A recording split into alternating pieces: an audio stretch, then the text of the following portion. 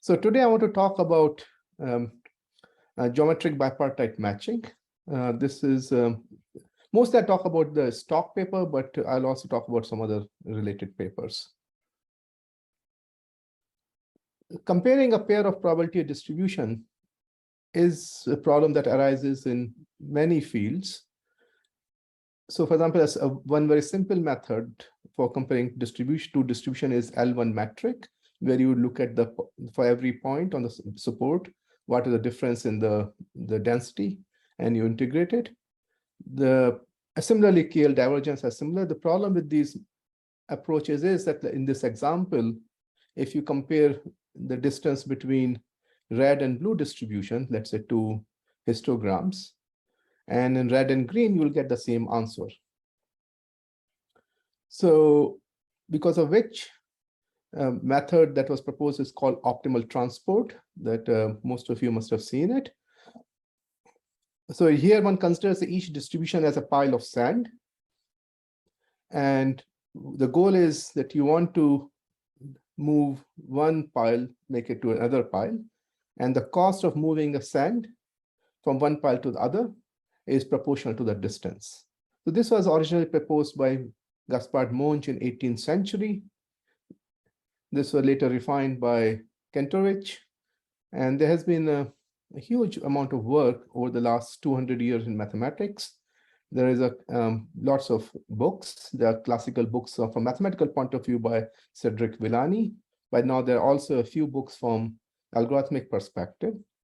So it's not surprising that optimal transport shows up in many different applications. For example, comparing brain images. Lately also it has got a lot of attention in machine learning, especially training neural networks, because you want to compare the distribution that you're learning from the empirical distribution and use that to learn neural networks. In natural language processing for document similarity, and so on and on. Formally speaking, I'll talk about just the discrete distribution, but the definition can be extended to continuous distribution as well. So let's say you have two set of points, A and B. And for every point, I tell the probability. Or you can also think about it as a transportation problem, and then you have a supply on point A and the demands on point B. The total supply and total demand is 1. And there is a distance function, the cost, which may or may not be a metric.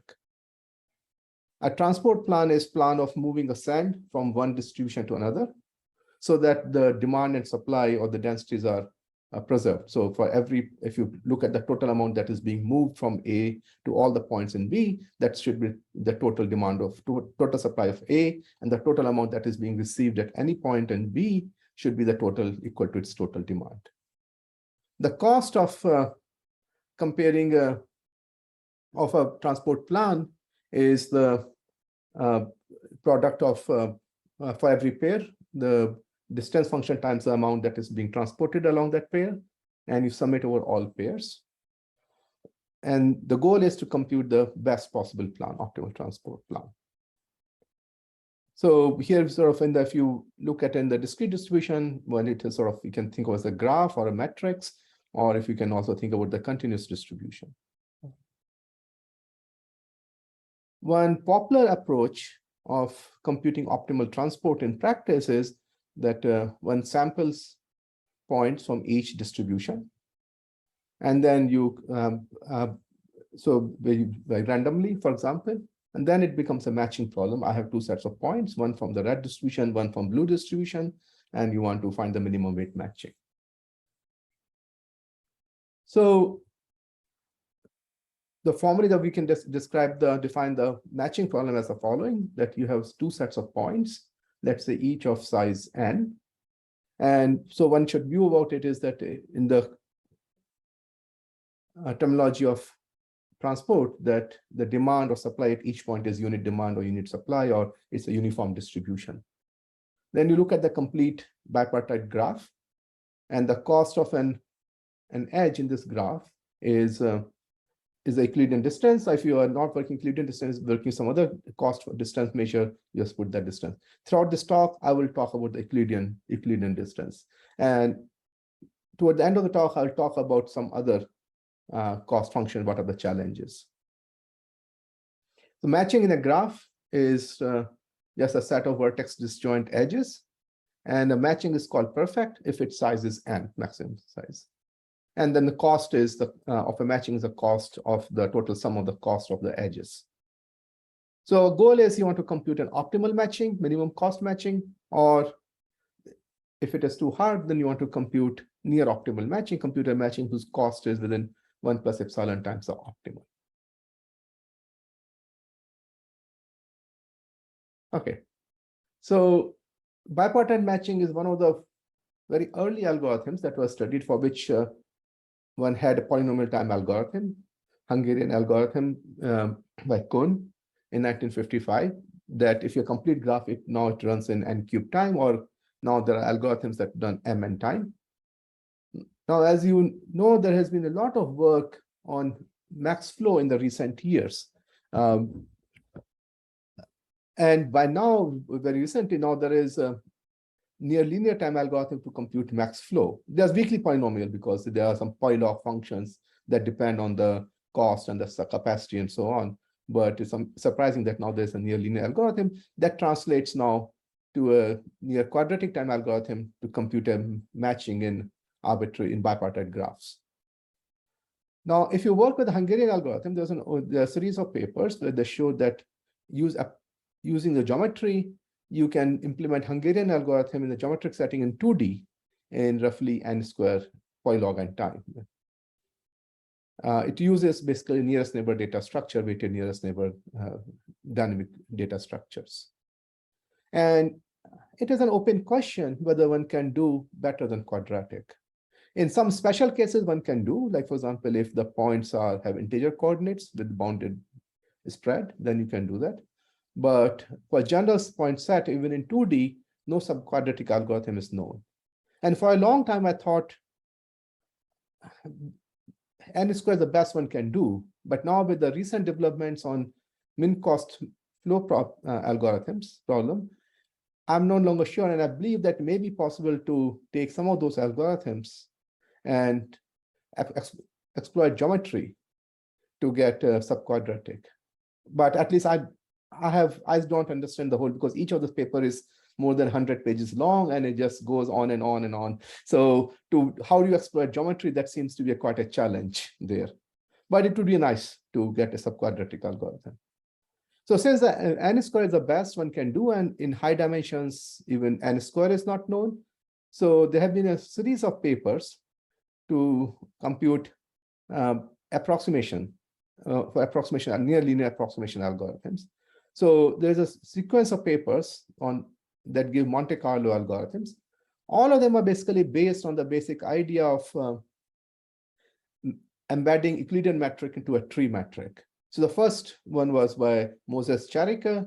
He gave, his original paper had somewhat larger running time and polylog n, but it cannot be done n log n time, and you can get log n approximation with probability at least 1/2. Then in a later paper with Kasturi, we had given some log 1 over delta approximation algorithm that run in time n 1 plus delta. Then there was a very nice paper by Piotr Indyk, which does not compute the matching, but it can estimate the cost of the matching in n polylog n time within a constant factor. Then eventually my former student Sharath Raghvendra and I gave an n polylog n algorithm to compute a matching, epsilon approximate matching, that running time was n polylog n and worked in any dimension, any fixed dimension. And this year, we managed to improve the running time to a log n factor, which depends on order d, managed to improve it to log n order of d. We don't know whether there's a clean n log n algorithm for computing an epsilon approximate matching. That still remains elusive. Now, these are all Monte-Carlo algorithms. Now, if you ask, what about the deterministic algorithm? There, the best known is still this old paper I had with Kasturi, where we had given nearly n to the power 3 half-time algorithm. What we did was we basically developed a geometric implementation of Gabor-Tarjan algorithm for matching.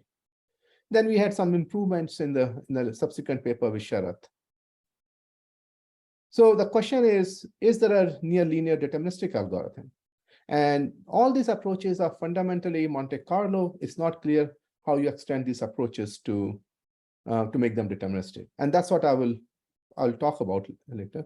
So the main result we had was a deterministic algorithm which computes epsilon approximate Euclidean minimum weight matching any fixed dimension, and the running time is n polylog n. And it works for the edge cost need not be Euclidean, it can be any LP edge cost. But it is very important that it is a metric. Okay. So in the rest of the talk, what I will do is I will talk a little bit about I'll talk about the algorithm I had with Sharath, and then tell you what are the challenges we faced if you wanted to make deterministic, and then how we make it deterministic. And then I'll talk about some of the ideas in more detail. Okay.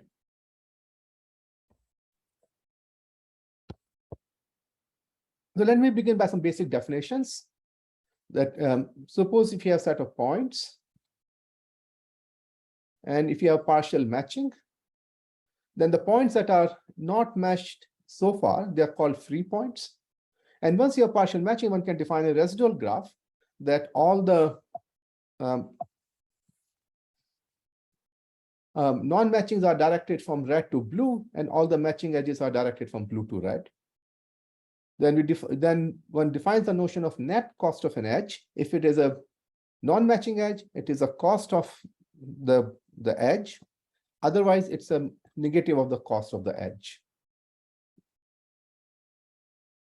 And other notion is used all the time is alternating path. It's a path in the residual graph, which in this case alternates between matching and non-matching edges.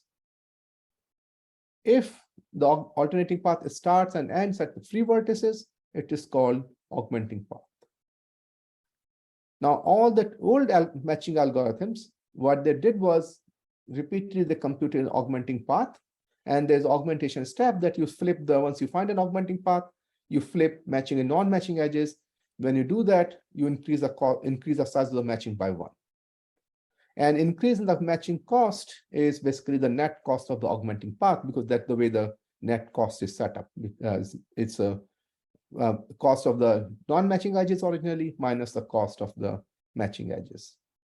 So that's been all the traditional algorithms for computing matching.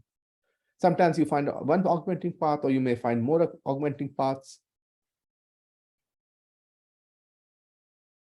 So, for example, the Hopcroft algorithm, which classic algorithm for what you do is you find the minimum length augmenting path, which has the fewest edges. And in the Hopcroft algorithm, you find not just one augmenting path, but you find many augmenting paths in one round. But nevertheless, what is important is that if you find a minimum length augmenting path, then the total length of the augmenting path you find is n log n, the total length, total number of edges in the augmenting path. And in the graphs, it runs in m root n time. In the geometric setting, you can expedite it, and you can make it run nearly n root n time. This is a paper by by Alon Efrat. Now, if you want to find minimum weight matching, then instead of finding a minimum length augmenting path, at each stage you find a minimum net cost augmenting path. Now, since you have negative weight edges, right, because the matching edges have negative weights, so either one has to use a Bellman-Ford, and the Hungarian algorithm, what it does is it uses the dual weights to circumvent the need of negative edges, so that negative edge weights, and you can use Dijkstra's algorithm. But now the total length of augmenting path is now that algorithm finds is quadratic, and it can be implemented in roughly mn time. And then in the geometric setting, this is what we do. We implement it. We can implement it in not mn, but just n squared time. In the approximation algorithm, the idea is that we try to combine the two approaches. You want to keep the net cost small, but also you want to pay attention to the length of the augmenting path, number of edges in the augmenting path. So let me sort of give a brief overview of the Monte-Carlo algorithm that I had with Sharath. So first we do some kind of, there are many ways of doing it, but they can do some kind of pre-processing. You estimate the cost of matching. If you're doing Monte-Carlo, one can use, for example, index algorithm to estimate the cost. And then you can make a guess or do a binary exponential search. So we can assume that I know the cost of matching within a factor of 2.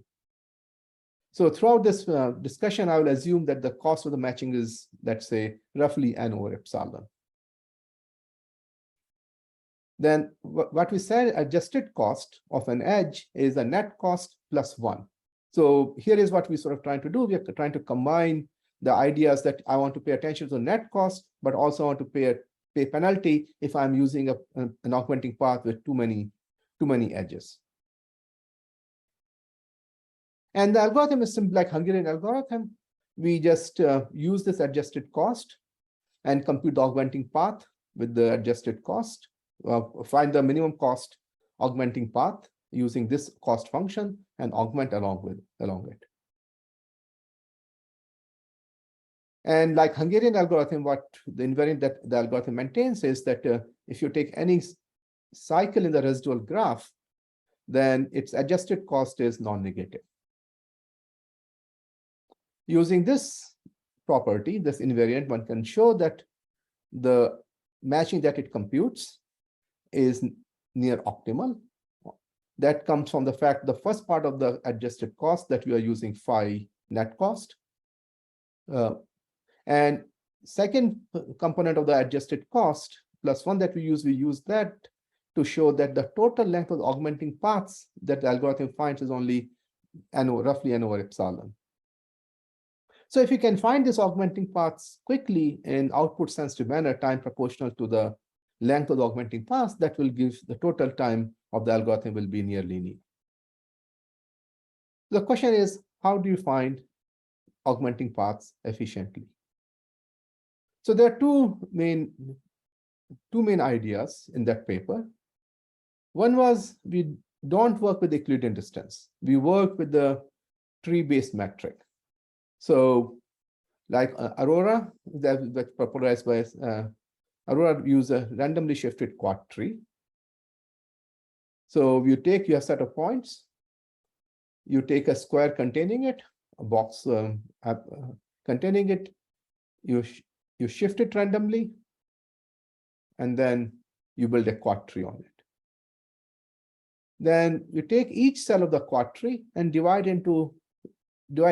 regular grid within each quad tree cell of size roughly polylog n. So there are log n columns along each dimension. Then the way we define the distance between 2 points is as follows. Let's say you have 2 points and look at the 2 leaves of the quad tree. They contain those 2 points.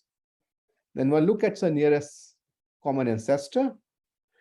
Then look at that node, and there are subcells that these 2 points lie in 2 different subcells. One can take the grid points, center points of those subgrid subcells, or one can take extreme corner for technicality, doesn't really matter. But one can think about just take the center of those subcells that contain those points A and points B. That is the distance between them. And since it's a randomly shifted quad tree, you can prove that in the expected sense, the cost is near almost same as Euclidean distance.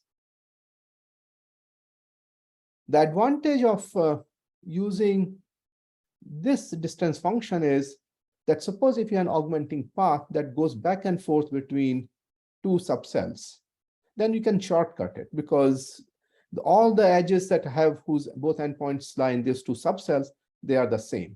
So they kind of cancel out. So we can always assume that if you have long augmenting path that's going between these 2 subcells many times, we can shortcut it and you have at most 3 edges passing through it.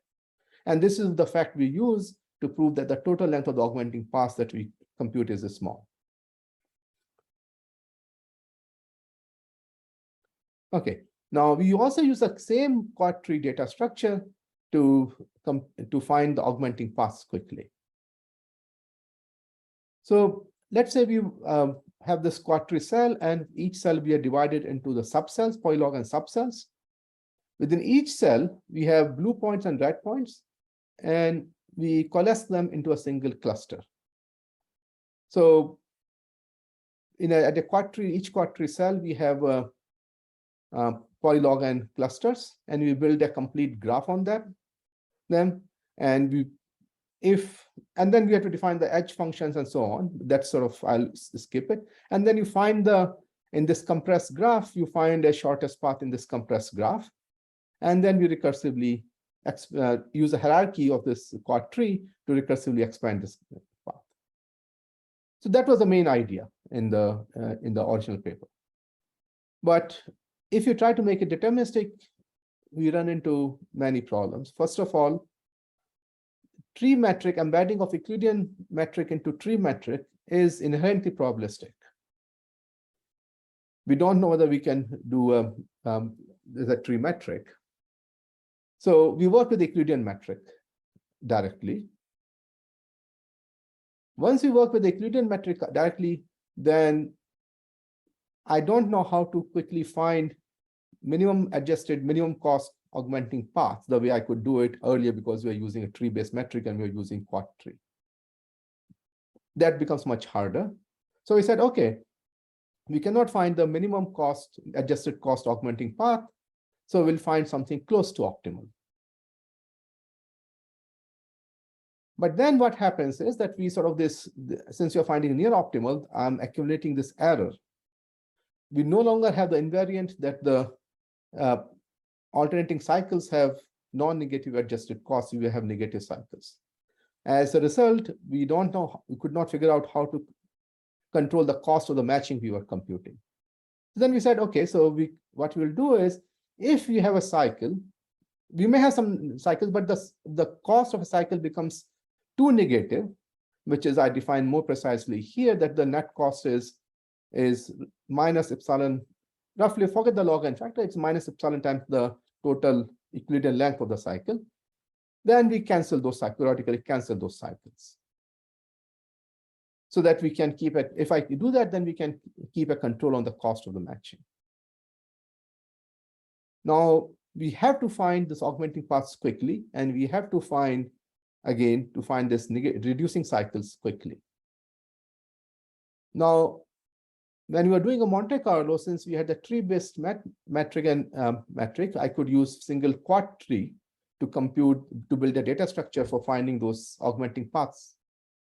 But now, since we are working with the Euclidean distance, that approach does not work. So we use the idea of tree cover, which has been used in many different contexts, that what is known is that intuitively that Euclidean cost can be matched by taking a bunch of quadtrees, and the minimum distance between the points in one of the quadtrees will be close to the Euclidean distance.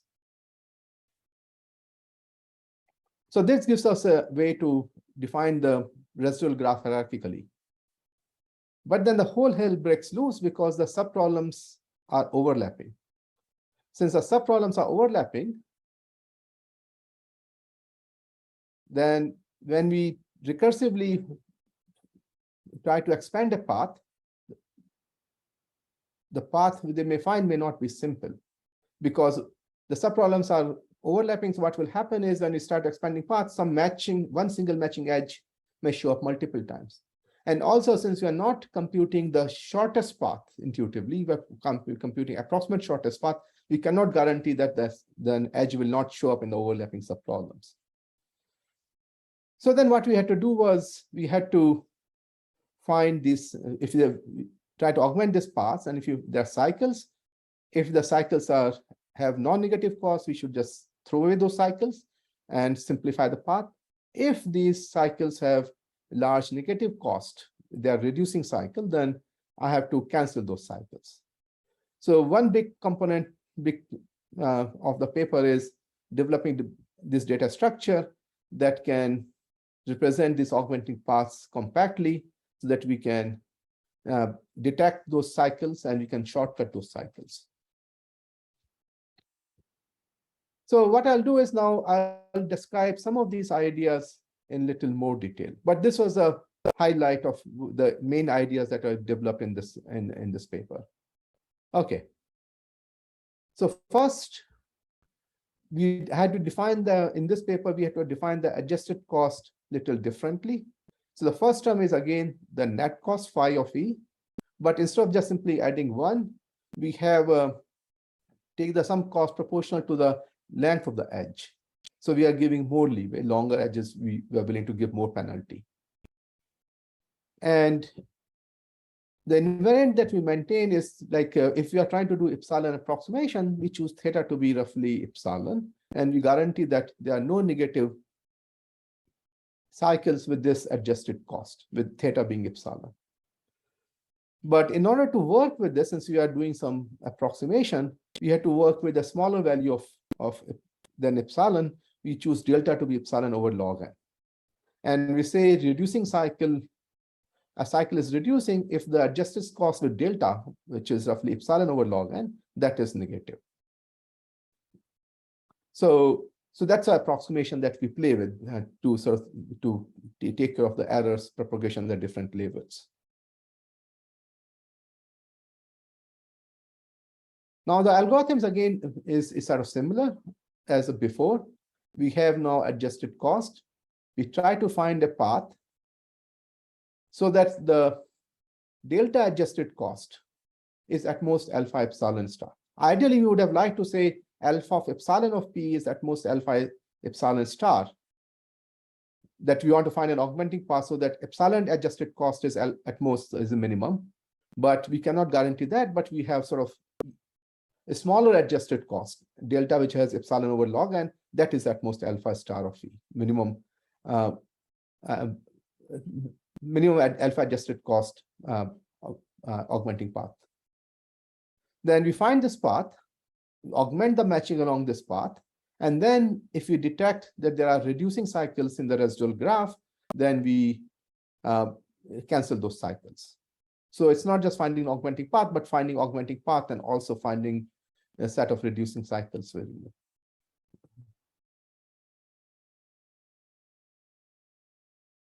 Now, forget the data structure that I need to do this step efficiently, how you find such an augmenting path and how I do the augmentation quickly.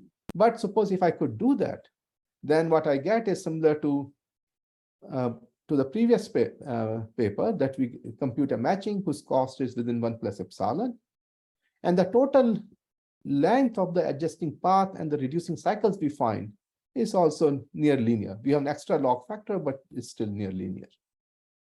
So that's what we get. Now, how do we find this augmenting path? So we build a quad tree. Now, instead of working with one quad tree, we work with make a 2 to the power d copies of the quad tree. So in the 2D, we make 4 copies. You shift it horizontally by half the distance, and of the cell, you do vertically, and then you also do diagonally. So you get 2 to the power 4 copies of the cell. Now, as a result, what happens is if you have a quad tree cell, typically you have 4 children, but now you have many children which are overlapping. So you get each node now has 9 children. But the nice thing is that if 2 points, if they not lie in one of the children's cell, then the distance is, they're far away from each other. They cannot, unlike quad tree, when the 2 points may be very close to each other, but they may lie in different children. But here the guarantee is that the 2 points that don't lie in any single children, their distance is at least 1/4 of the side length of the quad tree cell. Then again, we take each cell, divide them into polylog and subcells, and we again build a compressed graph. So it is a little more involved compressed graph now, but again, basically we have subcells. Within each subcell, we take all a set of red points, they become a single cluster. You take a set of blue points, they become a single cluster. And then you build a complete graph on these clusters. So if there are 2 points, there's a child cell that contains both clusters, then that edge is called internal edge. Intuitively, that will be, you get this information about this edge recursively. If there's no single child that contains those red and blue cluster, for example, the brown arc here, that's called a bridge arc. So the cost of and bridge arc is defined because the bridge arc clusters are far away from each other. You take the subcell and you take the centers of those subcells plus some penalty that define the weight of a bridge arc. And if it's a matching, then it is negative, the way we do for residual graph. And for internal arc, we say there's a child cell that contain both of these clusters. So recursively, I compute the shortest path on the compressed graph at the below, and I inherit the cost from the shortest path cost from there, and that becomes the cost of an internal arc. Once I have this compressed graph recursively, and the size is polylog n, I compute all pair shortest path using Bellman-Ford algorithm. If during the computing all pair shortest path, if you find a negative cycle, I need to expand it and I cancel it. So that's I work at each node. Now, once I have computed the path, shortest path in the compressed graph, I need to expand it. So if a bridge arc is kind of easy, because if it is a bridge arc, it corresponds to a non-matching arc, then I just take any pair of points, which is non-sort of matching edge, and put it there. If it corresponds to a matching arc, then I take one of the matching edges and I put it there. If it is internal arc, then I have to recursively expand it.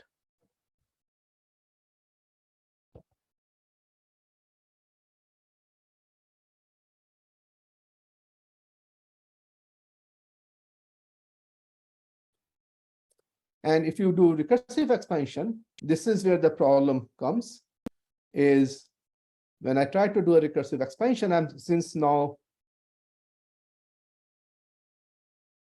a node has overlapping children. So when I recursively open it in 2 different children, the same pair may show up independently in the 2 different parts of the expansion.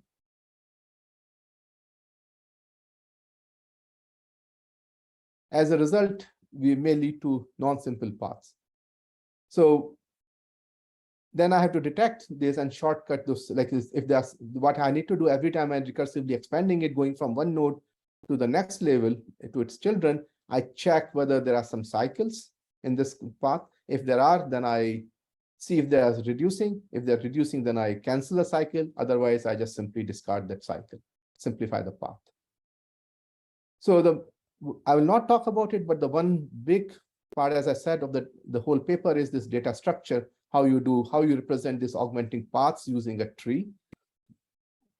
And then how I do the check whether there is a cycle, and the cycle, how do I compute its cost and how I do it.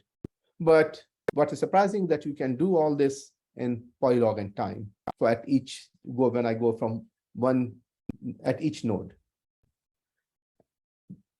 So one key part is that I maintain a compact representation of the augmenting paths. And using the same data structure, I can expand this compact representation in time proportional to the length of the path. So with this data structure, what I do is at each node, I compute this all pair shortest path in the compressed graph. Then I also have the expansions of each path as a simple expansion of this path in a compact representation. Then I look at all the nodes. Now for a node, for a quadtree cell, I'll call a path kind of a cluster as a free cluster if it has one of the free points that then I keep track of that, and that tells me that when I expand it, it expands to an augmenting path. So implicitly, I'm keeping track of augmenting paths at all nodes of the quad tree, and among all those augmenting paths, I choose the one that has the minimum adjusted cost. And then once I found that, then I expand that path, compute explicit representation of this augmenting path, and then I go look at each edge of the path, and then I sort of go up in the tree and update the residual graph, the this compressed graph. And we can do that in something like polylog and time per edge of the path. As a result, the total time I spend is proportional to the length of the augmenting path I find. So that the two main lemmas that prove the correctness, one is called an expansion lemma, that if I start with a compressed path, then if I look at when I do the expansion, then I look at the delta adjusted cost of the expansion of the path. That cost is at most the weight of the compressed path which I started to expand it. And the similar is true for the negative cycles. If I find a negative cycle in compressed path, when I expand it, the expanded cycle will be a reducing cycle. Conversely, what we show is that if you have an alternating path, pi, and if I look at the lowest node in the tree that contains pi, we can map it to a compressed, to a path in the compressed graph. And the shortest path and the compressed path, the cost of the compressed path will be at most the epsilon adjusted cost. So now one thing you notice is that in the expansion lemma I had delta, and in the lifting lemma I have epsilon. So this is what cost I pay, and delta is roughly epsilon over log n. So putting those two lemmas together, what we can prove that the algorithm returns an augmenting path whose delta adjusted cost is at most what you can find the epsilon adjusted cost. Okay, so that basically putting together gives me the desired thing, because this is what I needed, and I had to update the graph. So let me sort of conclude. We gave a deterministic epsilon approximation algorithm for matching that runs in n polylog n time. Now, it would be nice now that we understand that we can compute an epsilon approximate matching in near linear time. Is there a simple n log n algorithm? Even Monte-Carlo, we don't have Monte-Carlo. We made some progress. We reduced the polylog n to polylog log n by reducing the height of the tree to log n and doing a larger fan out. But we still don't know an n log n algorithm. Other question is that the algorithm very strongly uses the fact that the total sum of the length of the augmenting paths we found that was roughly near linear, n log square n or n log n. If you want to extend this algorithm to optimal transport, then we don't know how to make such an argument that the total, now one can still talk about optimal transport. It's like a min cost flow algorithm, and one can do Hungarian type algorithm and find augmenting paths one after another. But then the total length of the augmenting paths can be quite large. There is a few years ago, there was a paper, actually two papers, that gives a near linear algorithm for optimal transport. These are again Monte-Carlo, but it uses a linear system solver and it uses a black box. It would be nice to have a simple geometric algorithm for the optimal transport that has similar running time.